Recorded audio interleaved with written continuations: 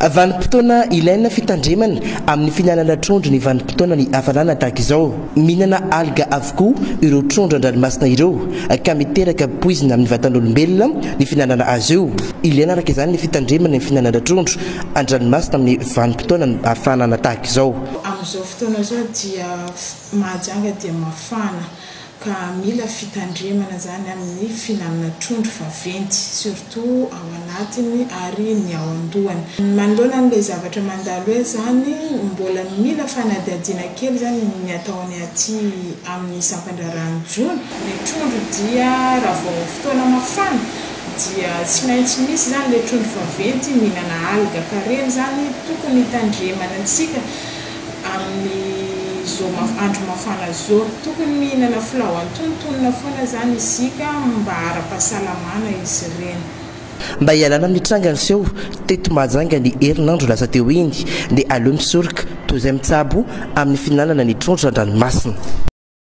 Voatery tsy maintsy ny roso amin'ny fanesorana ireto mpiasan'ny fitaterana efa misotro ronono ireto ny fanjakana foibe ao amin'ny ministera ny fitaterana noho izy ireo mibody tsy mety hiala ato amin'ity trano-mpanjakana ity.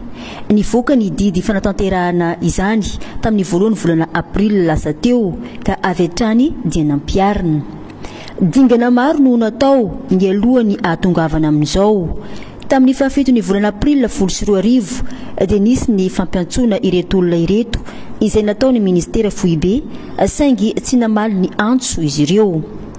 Nisy ny fampiantsoana faharoa tamin'ny faraika amby roapolo ny volana Mey 2024 saingy tsy mbola tonga ihany izy ireo. Namaly antaratasy ireto farany fa tsy hiala amin'ny tany satria efa vita vente location.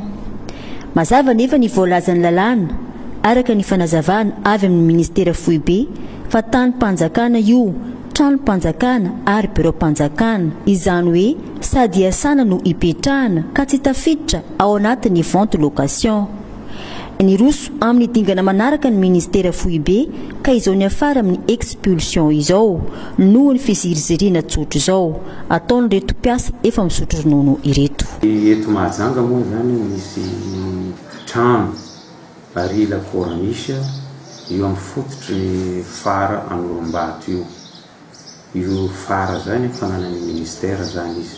Eo amin'ny vodiny fara io misy trano anankiroa misy fahatelo koa zany zay olo manana andraikitra amin'ny fara io mahazo mipetraka amin'ny trano ka logement de fonction io. Tegna marina zany misy tokoa ny vente location nataony tamin'ny gouvernement tany Andriamatoa zany premier ministre Ratsirahona tamin'izany fotoana zany tamin'ny taona 96 io ina amin'ny sivifolo zany. Décret numéro 96/1112 mitondra an'izay. Marina tokoa anatin'ny décret io mametraka hoe trano-mpanjakana amidy ary zay avidy tsy azo kitihana intsony. Fa amin'ny décret io ihany article 4 mametraka mazava tsara hoe inona avy trano tafiditra azo amidy. Ka agnatin'io mametraka mazava tsara koa hoe trano-mpanjakana agnatin'ny toeram-piasana tsy azo amidy. Ka ny ministera ny fitaterana zany rehefa nandefa missionnaire nidina aty nanao recensement tsy karitra zany fa trano io la corniche io lasa tafiditra vente location nefa trano io amin'ny toeram-piasana. Dia tsy nanaiky zany ny ministera ny fitaterana avy an'Antananarivo dia nanatona ny ministera ny finance any Antananarivo nanafoana décision Andriamatoa Andrianary Julien sy monsieur Emile zay mipetraka amin'ny toerana io. Foana tamin'izany zany ny andrasany anjara amin'ny vente location. Dia ny afara amin'ny tribunal le izy. Première instance tamin'ny 89 nanomboka le ady 2015 nivoaka didim-pitsarana resy ry zareo. Nitohinay napakatra ny fitsarana ambony tary amin'ny cour d'appel nivoaka tamin'ny 2018 farany to tamin'ny novembre resy ndray koa ry zareo araka ny lalàna manan-kera afaka mangataka roa mapakatra any amin'ny cassation fa tsy misakana ny fampiarana ny didy. Ka baiko avy amin'ny ministera ny fitaterana tsy maintsy nampiarana le didim-pitsarana. Ny ministera foibe no mitaky ny mba iverenan'io trano sy biro-mpanjakana io amin'ny ministera satria any fanjakana io. nodominy fiara manao zotra mahajanga maro voay ity bajaja ity ka nivarina tany anaty lavaka tetsy amin'ny pont fitim ny maraina ny latsinainy fa valo ny volana april raha ny fitantarany anatry maso dia avy any amin'ny pont fitim hiakatra ty amin'ny ville ilay bajaj ilay fiara minibus kosa avy aty ambony idina any amin'ny pont fitim nisy bus teo anoloan'ilay minibus ka iny izy isongona ilay bus iny indrindra no nifanetra tamin'ilay bajaj mafy raha ny fahitana ny dona satria potika ny lohan'ilay bajaj naratra ny mpamily sy ny mpandeha tao anatiny. Interview voalohany. Izy ndraiky moa tsy misy raha le Mazda avy afaran'ny bus de ny dépasse le bus le Mazda de nivangosy mpamango amizay reo. Mitantara ny fahitany ny zava-mitranga ny mpamily ilay minibus. Bajaj nijanona mboko tamin'ny sisiny teo. Izay bus iny zany za faran'le bus. Rehefa nialan'ny le bajaj zany zay bus iny nafaka de izy zany niakatra tonga fa aminay akay zany le bajaj zany mandolanao.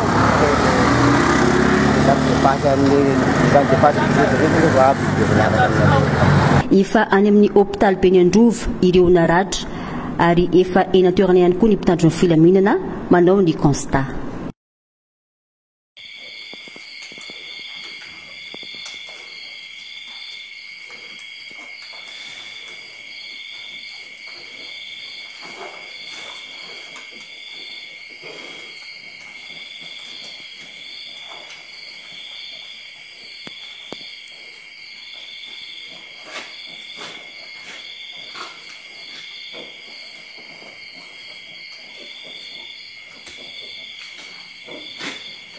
Ity lehilahy ity no tompon'antoka tamin'ny aripos mandidina ny tsenany Mahabibo.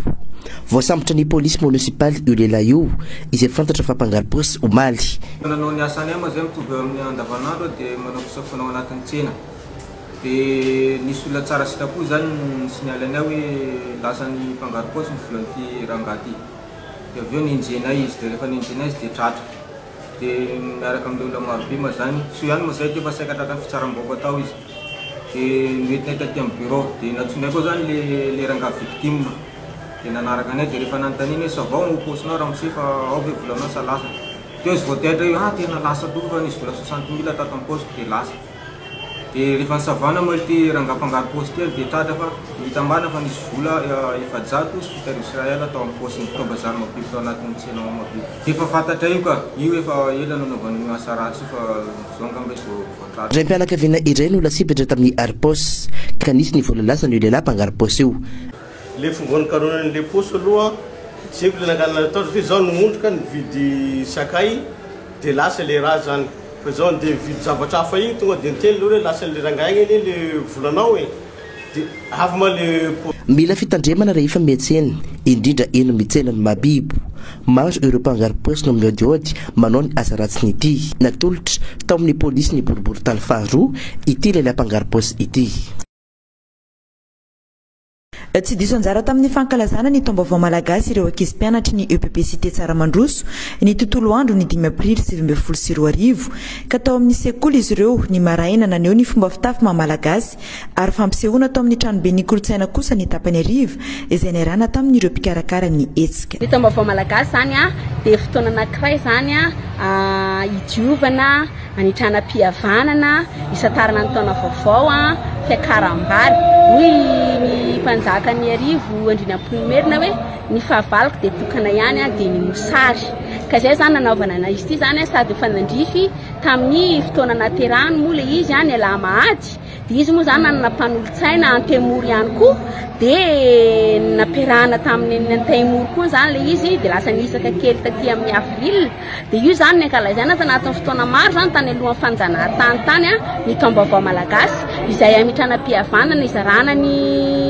anofokena amin'ny tampim-pihavanana hitsofana rano taranaka tsy aoriana ifampiamelana raha ohatra ka hoe misy ady na amin'ny fiarahamonina na amin'ny retapo izany dia izay zany no entina zany mbola ankalazainay satria ny kolotsaina ny firenena anankiray matazona ny kolotsaina sy matanjaka amin'izay dia mifototra amin'ny fitiavan-tanindrazana sy ny maha-izy azy ka izay zany no mahatonga anay zany miezaka ao zao zay ny ankizy daholo aloha zao no nampifaliana sy ampahafantarana zany taom-baovao malagasy zany mba hitazomana ny soatoavina malagasy sy ny fomba mampanao malagasy. Fizarana vatomamy sy arindrina malagasy no anisany nampiavaka ity fankalazana ny taom-baovao malagasy ny mpianatry ny EPPCT Tsaramandroso ity.